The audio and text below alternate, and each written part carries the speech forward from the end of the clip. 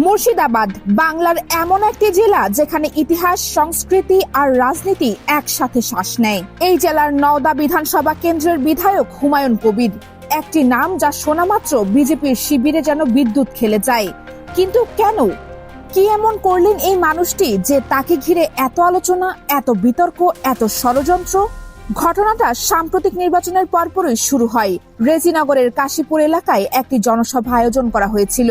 সেই জনসভায় হুমায়ুন কবির মূলত একটি নির্দিষ্ট সমস্যার কথা তুলে ধরেন। সমস্যাটা কি? নির্বাচনে হেরে যাওয়ার পরও বিজেপির কিছু স্থানীয় নেতাকর্মী এলাকায় জোর জবরদস্তি চালিয়ে যাচ্ছিলেন। সাধারণ মানুষকে ভয় দেখাচ্ছিলেন। যারা তৃণমূলকে ভোট দিয়েছেন তাদের উপর চাপ সৃষ্টি করা হচ্ছিল। ভোটের রায়কে অবমাননা করে যখন পেশি শক্তি দিয়ে রাজনীতি করার চেষ্টা চলে, তখন একজন দায়িত্বশীল জনপ্রতিনিধি চুপ করে বসে থাকবেন, এটা কি আশা করা যায়? হুমায়ুন কবির বলেন, সেদিন লক্ষ লক্ষ মানুষকে সাথে নিয়ে রাজপথে নামবেন এবং এই রাজনৈতিক দাদাগিরির জবাব দেবেন। তিনি আরো বলেন, তিনি যেদিন ময়দানে থাকবেন সেদিন যারা জুলুম করেছে তাদের এমন শিক্ষা দেওয়া হবে যে তাদের পতাকা বহন করার মতো লোক আর অবশিষ্ট থাকবে না। হুমায়ুন কবিরের সেই বক্তব্যের পর বিজেপির যে প্রতিক্রিয়া এসেছে সেটা দেখলেই বোঝা যায় তারা কতটা ভীত এবং কতটা মরিয়া হয়ে উঠেছে। পশ্চিমবঙ্গ বিধানসভার অধিবেশনে বিরোধী দলনেতা শুভেন্দু অধিকারী হুমায়ুন কবিরের বক্তব্যের একটি কাটাছাটা প্রসঙ্গ বিচ্ছিন্ন অংশ তুলে ধরলেন। পুরো বক্তব্যের পটভূমি, কারণ, প্রেক্ষাপট কিছুই বললেন না এবং তারপর যা করলেন সেটাই সবচেয়ে আশঙ্কাজনক। গণতন্ত্রের মন্দির বলে পরিচিত বিধানসভার পবিত্র মেঝেতে দাঁড়িয়ে তিনি একজন নির্বাচিত বিধায়ককে সরাসরি হুমকি দিলেন। বললেন এটাই ওর শেষ বক্তব্য। চিন্তা করে দেখুন, যে ঘরে আইন তৈরি হয় সেই ঘরেই একজন বিরোধী দলের নেতা আইন নিজের হাতে তুলে নেওয়ার ঘোষণা দিচ্ছেন। এটা কি গণতন্ত্র? এটা কি সংসদীয় রীতিনীতি? নাকি এটা সরাসরি রাজনৈতিক সন্ত্রাস? শুভেন্দু অধিকারী আরো জানালেন যে হুমায়ুন কবিরের বিরুদ্ধে ইতিমধ্যে 3টি মামলা দায়ের করা হয়েছে এবং তিনি আগামী সপ্তাহের মধ্যে নিজে মুর্শিদাবাদে যাবেন। এই ঘোষণাটাই প্রমাণ করে যে বিজেপি আসলে কি চাইছে। তারা চাইছে হুমায়ুন কবিরকে ভয় দেখিয়ে আইনি হয়রানি করে রাজনৈতিকভাবে কোণঠাসা করে ফেলতে। কারণ তারা জানেন মুর্শিদাবাদের মাটিতে এই মানুষটির শেকড় কতটা গভীর। এখন আসি আসল জায়গায়, বিজেপি কেন এত উদ্বিগ্ন? কেন হুমায়ুন কবিরের একটি বক্তব্যকে কেন্দ্র করে রীতিমতো যুদ্ধকালীন তৎপরতা শুরু হয়ে গেছে? উত্তরটা মুর্শিদাবাদের ভূগোল আর জনবিন্যাসের মধ্যে লুকিয়ে আছে। এই জেলায় সংখ্যালঘু মুসলিম জনসংখ্যা প্রায় 72%। বিজেপি গত কয়েক বছর ধরে এই জেলায় ঢুকতে চেষ্টা করছে, কিন্তু বারবার ব্যর্থ হচ্ছে, জনসমর্থন পাচ্ছে না, ভোটে জিততে পারছে না। আর এই ব্যর্থতার পেছনে অন্যতম বড় কারণ হলেন হুমায়ুন কবির নিজে। তার সাংগঠনিক দক্ষতা, জনগণের সাথে সরাসরি সংযোগ এবং এলাকায় তার অসংবাদিত প্রভাব, এসব মিলিয়ে বিজেপির পক্ষে মুর্শিদাবাদে পা রাখা প্রায় অসম্ভব হয়ে উঠেছে। তাই কৌশল বদলেছে বিজেপি। যখন ভোটে পেরে উঠছে না, তখন আইনি মামলা, রাজনৈতিক চাপ এবং মিডিয়া ট্রায়ালের মাধ্যমে হুমায়ুন কবিরকে দমানোর চেষ্টা শুরু হয়েছে। তার রাজনৈতিক বক্তব্যকে বিকৃত করে, প্রসঙ্গ থেকে বিচ্ছিন্ন করে সাম্প্রদায়িক রং লাগিয়ে এমন একটা ন্যারেটিভ তৈরি করা হচ্ছে যেন তিনি কোনো ধর্মীয় বিভাজনকারী নেতা। অথচ তার পুরো রাজনৈতিক জীবনে একটিও সাম্প্রদায়িক ঘটনার সাথে তার নাম জড়িত হয়নি। কোনো তদন্তে, কোনো আদালতে কোথাও তার বিরুদ্ধে দাঙ্গা বা সম্প্রীতি বিনষ্টের অভিযোগ প্রমাণিত হয়নি। তাহলে হঠাৎ করে কেন তাকে সাম্প্রদায়িক তকমা দেওয়ার চেষ্টা? উত্তরটা পরিষ্কার, রাজনৈতিক ভয়। এবার আসি সবচেয়ে গুরুত্বপূর্ণ প্রশ্নে, বিজেপির এই ক্ষোভ কি সত্যি নীতিগত, নাকি এটা নিছক রাজনৈতিক সুবিধাবাদ? উত্তরপ্রদেশের কথা ধরুন, সেখানে বিজেপির শীর্ষ নেতারা প্রকাশ্য মঞ্চে দাঁড়িয়ে সংখ্যালঘুদের বিরুদ্ধে এমন সব মন্তব্য করেন যা রীতিমতো ভয়ঙ্কর। কবরস্থানে পাঠাবো, 80 বনাম 20, এই জাতীয় উস্কানিমূলক বক্তব্য যখন দেওয়া হয় তখন শুভেন্দু অধিকারী কোথায় থাকেন? তখন বিধানসভায় দাঁড়িয়ে আইনের শেষ কথা বলবে এমন বলে হুঙ্কার দেন না কেন? গুজরাটে যখন দাঙ্গা হয় তখন নির্দিষ্ট সম্প্রদায়ের মানুষকে পরিকল্পিতভাবে টার্গেট করা হয়, তখন বিজেপির গলা শুকিয়ে যায়। কিন্তু বাংলায় একজন বিধায়ক যখন তার এলাকার মানুষের পক্ষে দাঁড়ান, তখনই হঠাৎ আইনের রক্ষক হয়ে যান এই নেতারা।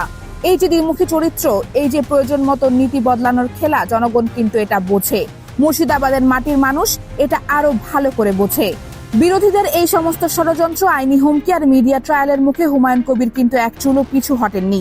তিনি পরিষ্কার জানিয়ে দিয়েছেন তিনি আইনের ঊর্ধ্বে নিজেকে মনে করেন না। দেশের বিচার ব্যবস্থার প্রতি তার পূর্ণ শ্রদ্ধা রয়েছে, কিন্তু একই সাথে তিনি এটাও স্পষ্ট করেছেন যে রাজনৈতিক প্রতিহিংসার মুখে মাথা নত করা তার চরিত্রে নেই।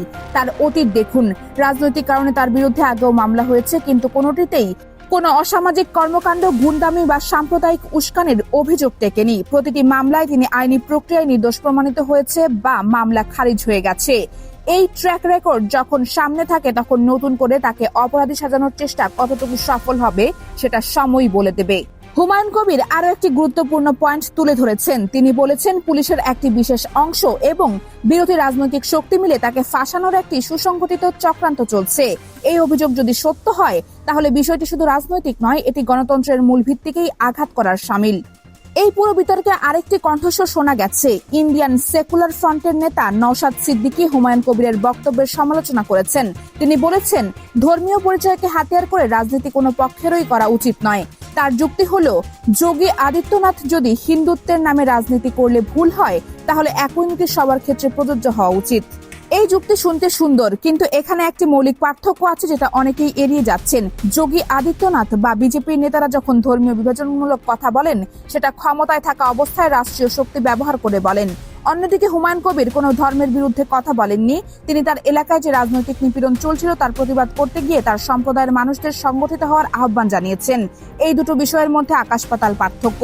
একটি আগ্রাসনের রাজনীতি, অন্যটি প্রতিরোধের রাজনীতি। রাজধানী কলকাতার বাতানুকূল কক্ষে বসে যারা হুমায়ুন কবিরকে নিয়ে রাজনৈতিক দাবা খেলছেন তারা মুর্শিদাবাদের মাটির স্পন্দন থেকে বহু দূরে। সেখানকার সাধারণ মানুষ জানেন তাদের জন্য কে লড়ছেন। তারা দেখেছেন ভোটের পর বিজেপির স্থানীয় নেতারা কিভাবে চাপ সৃষ্টি করেছিল। তারা জানেন হুমায়ুন কবির কেন সেদিন সেই কথা বলেছিলেন। তৃণমূল স্তরের কর্মীরা পরিষ্কার, কোনো আইনি মামলা, কোনো বিধানসভার হুমকি, কোনো মিডিয়া প্রচারণা মুর্শিদাবাদে হুমায়ুন কবিরের জনভিত্তিকে নড়াতে পারবে না। কারণ এই জনভিত্তি কোনো রাতারাতি তৈরি হওয়ার বিষয় নয়। এটা বছরের পর বছর মানুষের পাশে দাঁড়িয়ে তাদের সমস্যায় ঝাঁপিয়ে পড়ে তাদের কণ্ঠস্বর হয়ে অর্জন করা বিশ্বাস। এই পুরো নাটকের পেছনে আরেকটি বড় হিসাব কাজ করছে। 2026 সালের বিধানসভা নির্বাচন। বিজেপি জানে যে মুর্শিদাবাদে তাদের অবস্থান অত্যন্ত দুর্বল, আর হুমায়ুন কবিরের মতো শক্তিশালী নেতা যতদিন সক্রিয় আছে ততদিন এই জেলায় তাদের কোনো ভবিষ্যৎ নেই। তাই এখন থেকেই তাকে রাজনৈতিকভাবে ক্ষতিগ্রস্ত করার প্রচেষ্টা শুরু হয়ে গেছে।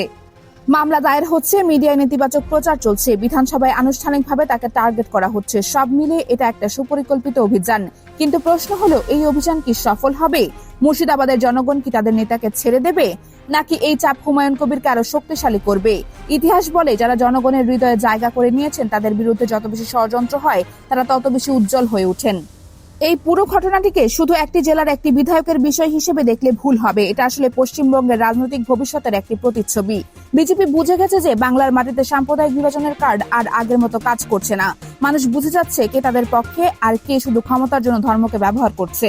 পুরো ঘটনাটি বিশ্লেষণ করলে একটি জিনিস পরিষ্কার হয়ে যায়, বিজেপি মুর্শিদাবাদে নিজেদের ব্যর্থতা ঢাকতে হুমায়ুন কবিরকে টার্গেট করে একটি সাম্প্রদায়িক ন্যারেটিভ তৈরি করার চেষ্টা করছে।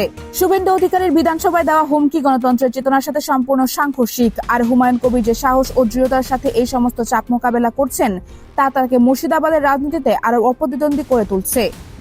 এখন জনগণের বিচার। আপনারাই সিদ্ধান্ত নিন, যিনি আপনাদের পাশে দাঁড়িয়ে অন্যায়ের বিরুদ্ধে লড়েছেন তাকে সমর্থন করবেন নাকি বাইরে থেকে আসা রাজনৈতিক চাপের কাছে মাথা নত করবেন।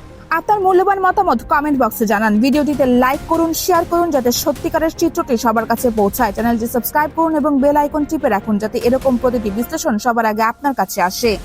সত্যের পক্ষে থাকুন, ভালো থাকুন, আল্লাহ হাফেজ।